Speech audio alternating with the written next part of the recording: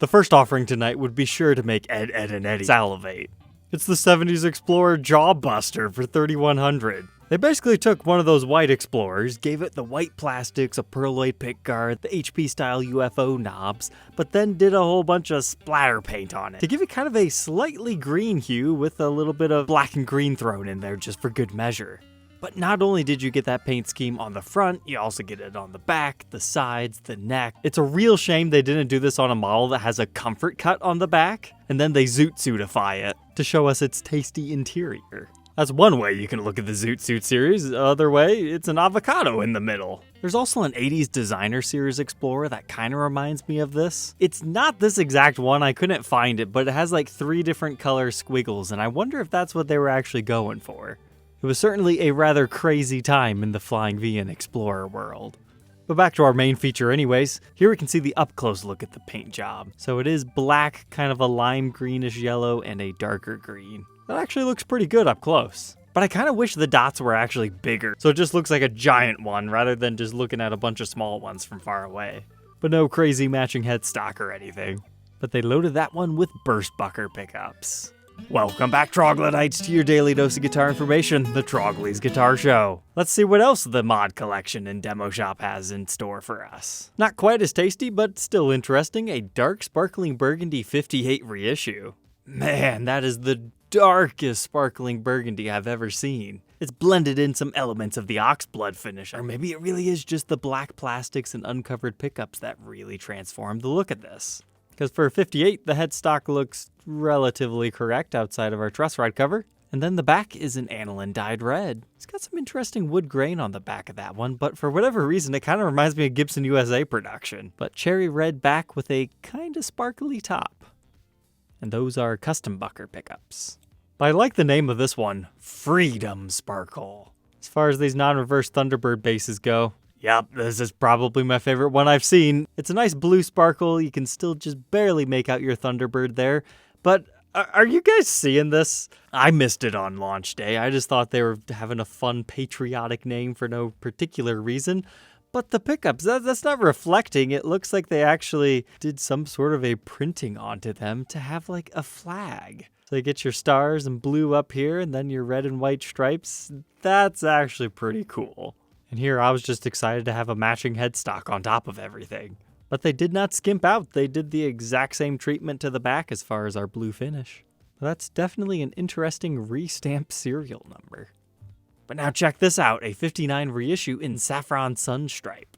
They did something similar to this a couple of weeks back. But I've got to say, I don't think this color pulls it off as well. But it still has a really nice yellow top. They threw the Dirty Fingers humbuckers in there just for fun. We've got our black speed knobs to go fast, and a nice dark rosewood board with what looks like a natural striping to it.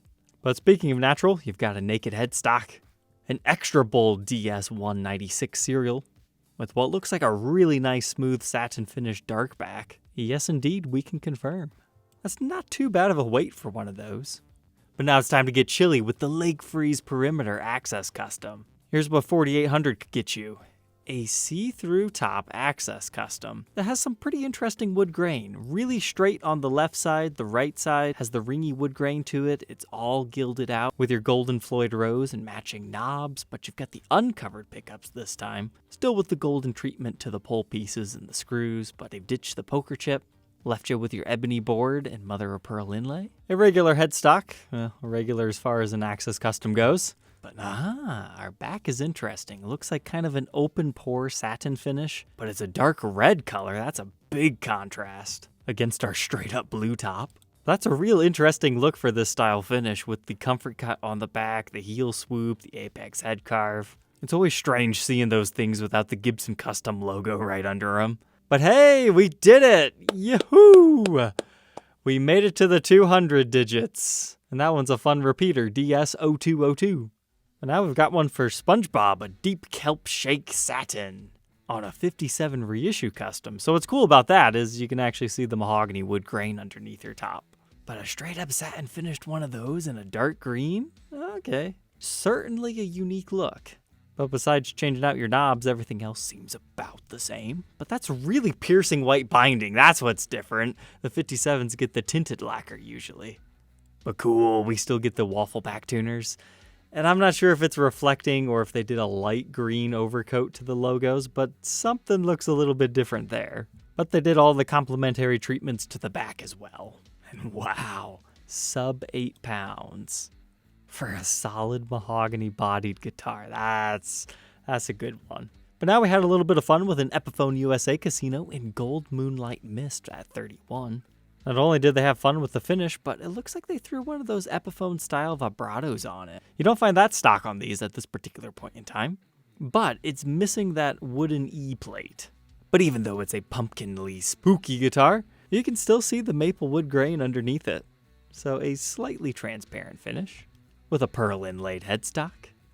And it looks like they left the neck alone, but they did the body in the new coloring. I'm excited to check this one out, the Ebony Fox Sparkle.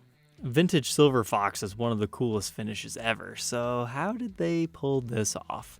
It just looks like a really deep ebony finish that has like a little bit of a silver sheen to it, kind of like Fender's Texas T, but we've got the Dirty Fingers pickups in it. Looks like they went for the black chrome hardware to match the finish. Unfortunately, this is about the best close-up photo that we got to see how the finish looks, outside of maybe this one.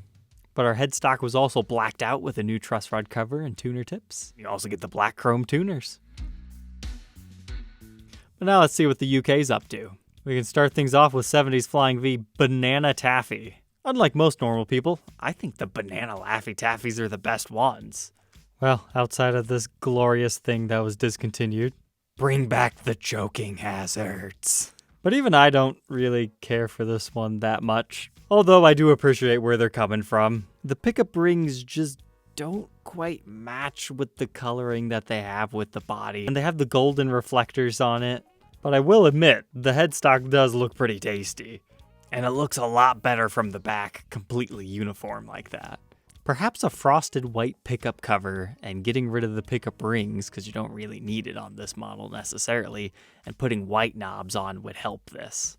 And such a major missed opportunity not to put a joke on the back.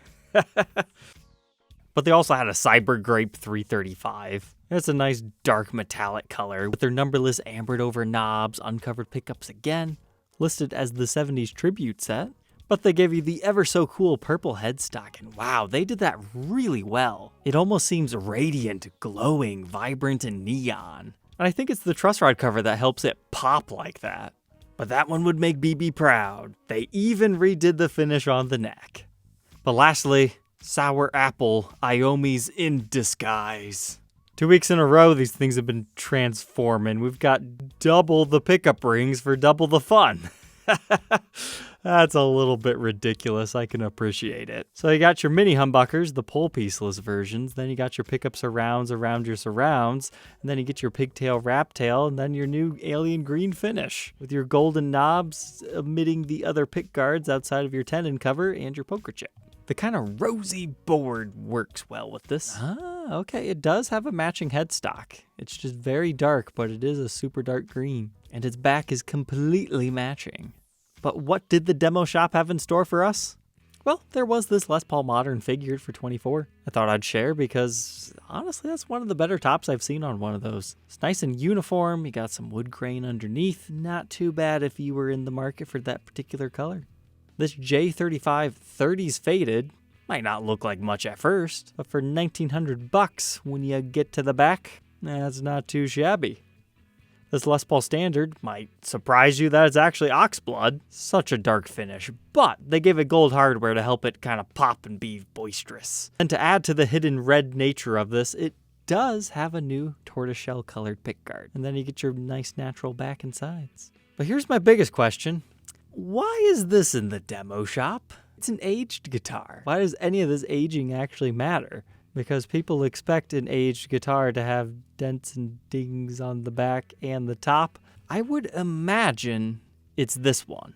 Because it is kind of distracting and maybe it was not intentional. If you got all these other ones, I still think it would have sold in a store just fine. But compliments to the chef on the headstock. They actually did a pretty good job of making that one look realistic. Just small little chips out of your lacquer along your Gibson logo and the crown.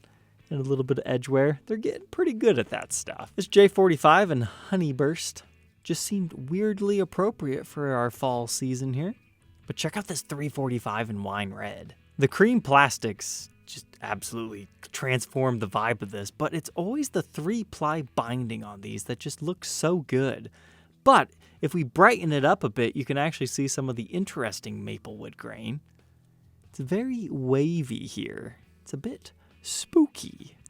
Then lastly, a plain top ebony 50 standard. It's the back. I just thought it had interesting wood grain for one of these. Maybe not the craziest we've ever seen, but maybe a little bit of candy cane striping in the neck's headstock right here. And then for some reason, I see like a heart or something in the back. All right, Troglodytes, I hope you enjoyed this week's recap. Do not forget to like, comment, and subscribe, and we'll catch you tomorrow on the next one. Take care.